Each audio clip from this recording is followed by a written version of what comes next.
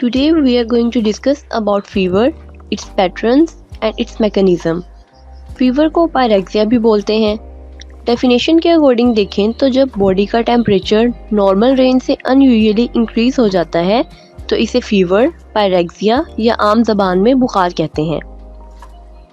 Average normal body temperature 97 to 99 degree Fahrenheit तक होता है या 36.6 to 37.2 सेंटीग्रेड तक होता है और मॉर्निंग और इवनिंग में 1 डिग्री फ़ारेनहाइट की वेरिएशन आती है, मतलब मॉर्निंग में 1 डिग्री फ़ारेनहाइट टेम्परेचर कम होता है।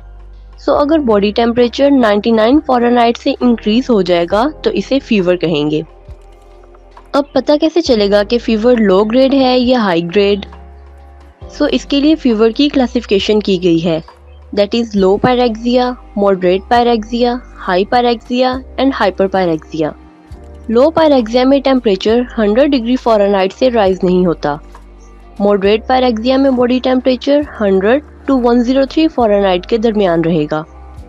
हाई पायरेक्सिया में बॉडी टेम्परेचर 103 to 105 फ़ारेनहाइट के दरमियान होगा और हाइपर पायरेक्सिया में बॉडी टेम्परेचर 105 फ़ारेनहाइट से अबव होगा। Commonly all over the world Celsius या सेंटीग्रेड स्केल यूज़ होता है, लेकिन पाकिस्तान में most commonly Fahrenheit scale use होता है।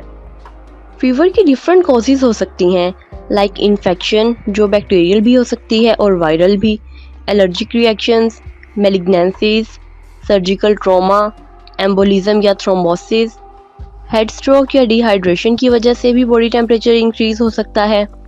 इसके अलावा कुछ वैक्सीन्स लाइक डिप्थीरिया, टेटनस और निमोकोकल वैक्सीन्स भी बॉडी टेम्परेचर इंक्रीज कर देती हैं और कुछ मेडिकेशंस लाइक एंटीबायोटिक्स या वो ड्रग्स जो हाई ब्लड प्रेशर और सीजर्स को ट्रीट करने के लिए यूज़ होती हैं, इन मेडिकेशन से भी बॉडी टेम्परेचर इंक्रीज हो जाता है।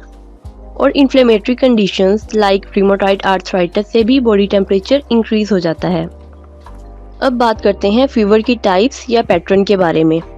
फीवर के डिफरेंट पैटर्न्स होते हैं, that is continuous fever, remittent fever, intermittent fever and relapsing fever. सबसे पहले है कंटिन्यूस फीवर। कंटिन्यूस फीवर में टेम्परेचर कंटिन्यूस रहता है, टेम्परेचर बेसलाइन को टच नहीं करता और एक दिन में मैक्सिमम और मिनिमम टेम्परेचर में 1 डिग्री सेंटीग्रेड से भी कम की वेरिएशन आती है। टाइफाइड में कंटिन्यूस फीवर होता है।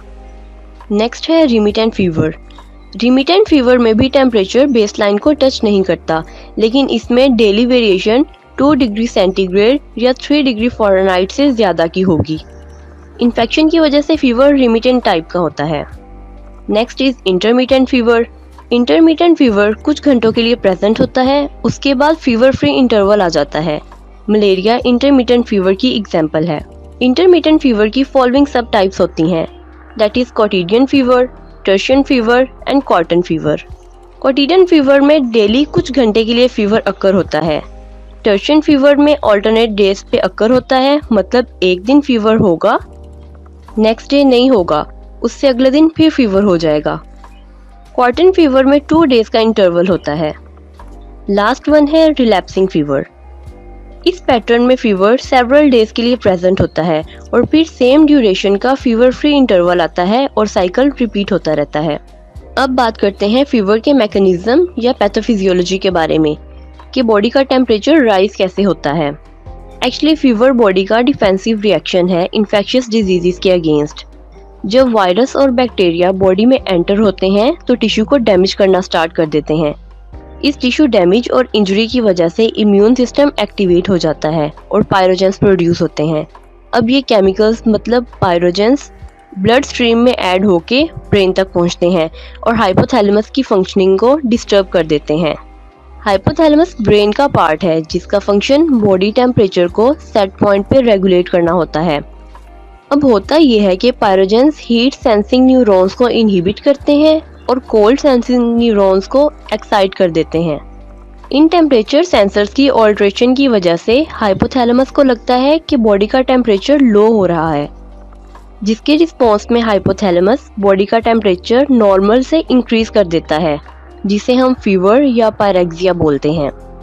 जैसे कि हमने पहले बात की कि फीवर एक डिफेंसिव रिएक्शन है, सो फीवर से या बॉडी टेम्परेचर इंक्रीज होने से व्हाइट ब्लड सेल्स की मोशन, एक्टिविटी और मल्टीप्लिकेशन स्टिमुलेट होती है, जिसकी वजह से एंटीबॉडीज की प्रोडक्शन इंक्रीज हो जाती है। इसके अलावा एलिवेटेड हीट लेवल की वजह से बैक्टीरिया और वायरस डायरेक्टली किल हो जाते हैं या इनकी ग्रोथ इनहिबिट हो जाती है, क्योंकि वायरस और बैक्टीरिया हाई टेम्परेचर टॉलरेट नहीं कर सकते। होप सो आपको ये वीडियो इन्फॉर्मेटिव लगी होगी। अगर आपको ये वीडियो इन्फॉर्मेटिव लगी है और आप इसी तरह की मेडिकल इन्फॉर्मेशन से अपडेटेड रहना चाहते हैं तो काइंडली चैनल को सब्सक्राइब कर दें और बेल आइकन प्रेस कर दें, ताकि हर नई आने वाली वीडियो का नोटिफिकेशन आपको मिल जाए। अल्लाह हम सब का हामी और नासिर हो। अल्लाह हाफिज़।